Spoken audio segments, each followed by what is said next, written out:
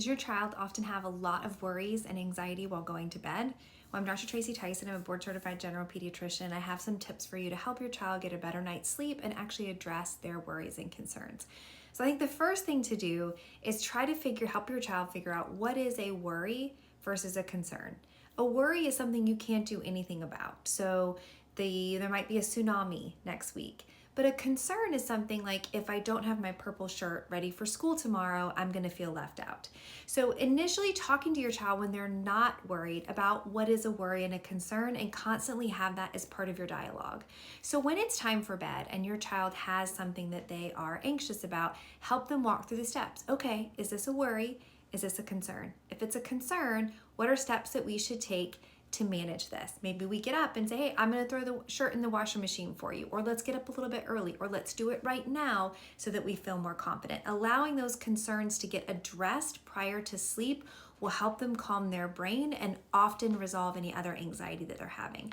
If it is a worry, letting them know that it is okay to worry about things. The worst thing that you can do for someone who's having anxiety is say, don't worry about it, because that does not work, and it just negates how they feel and makes the anxiety worse, because then they feel like, oh gosh, is it bad that I'm worried about this?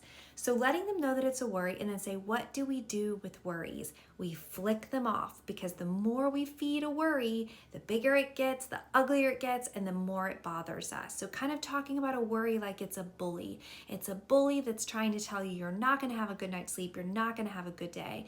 And again, these are things you want to talk to your kid about before it's time to go to sleep, and have this be something that you've practiced. So once we've established that it's a worry, we get them involved and say, what do we do if it's a worry? Hopefully they'll repeat that to you. And then we have 3 techniques that we can help with the worry. Everyone works a little bit differently, so these are things you can try. The first one is to kind of have the child picture the worry and a bubble around it, and have them picture that bubble encasing the worry, and then they blow the worry off.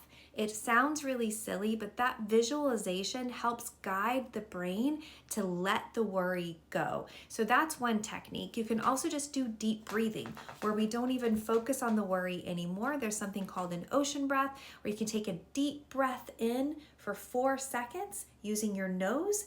Hold it for 4 seconds, blow it out for 4 seconds out through your mouth, imagining pulling in an ocean wave, holding it as long as you can, and then blowing it out as much as you can.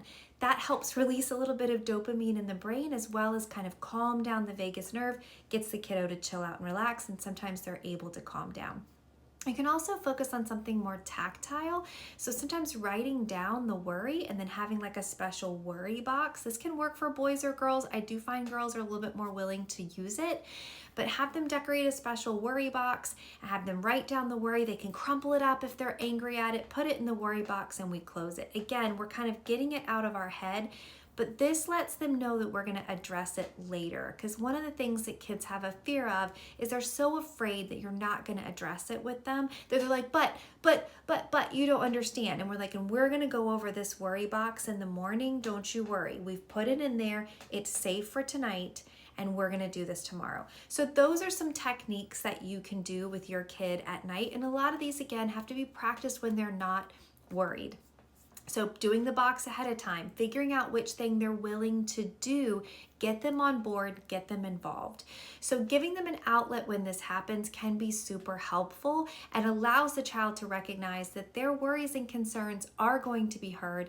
They are valid, but have them practicing not focusing on worries and getting concerns separated. So those are a few techniques. I can do more of these videos if you guys are interested, and I hope it helps. Take care.